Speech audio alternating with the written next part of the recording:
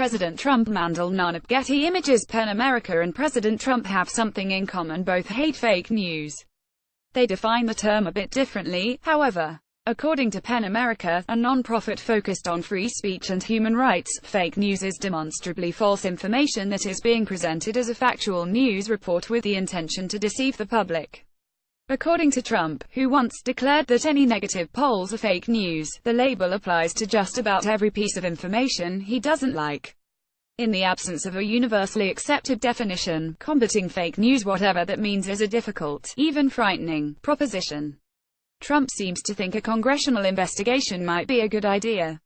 He suggested last week that the Senate Intelligence Committee should probe the fake news networks in our country, and on Thursday told reporters in the Oval Office that it's frankly disgusting the way the press is able to write whatever they want to write, and people should look into it. A Trump-initiated crackdown on fake news surely would threaten real news, too. In fact, PEN America argues in a report published on Thursday that any new legal restrictions could trample on the First Amendment. Recognizing fraudulent news as a threat to free expression should not be employed as a justification for broad new government or corporate restrictions on speech, measures whose effects would be far more harmful to free speech, the organization wrote. PEN America contends that the best prescription against the epidemic of fake news is to inoculate consumers by building up their ability to defend themselves. Among PEN America's recommendations, educators should adopt news literacy education as a core part of school curriculums.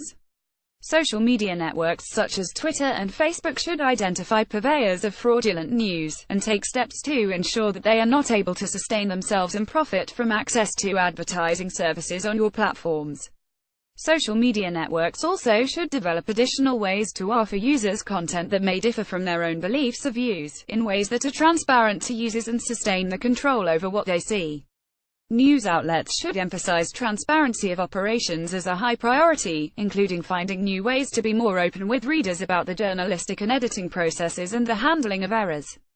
News outlets also should clearly label different types of content as reporting, commentary, opinion, analysis, etc. There are many more proposals packed into a 132-page report, but these stand out as sensible, doable suggestions.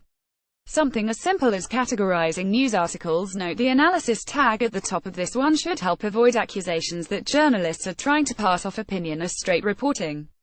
White House Press Secretary Sarah Huckabee Sanders leveled that charge during a briefing last week. "A lot of times you have opinions that are being presented as news, and they're not," she said.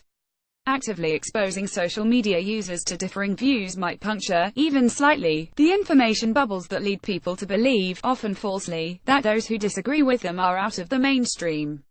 Residents of bubbles can mistakenly conclude that contrasting opinions are extreme, and perhaps based on fake news, because they seldom confront sources that challenge their existing beliefs. And news literacy education sure sounds like a necessary prescription.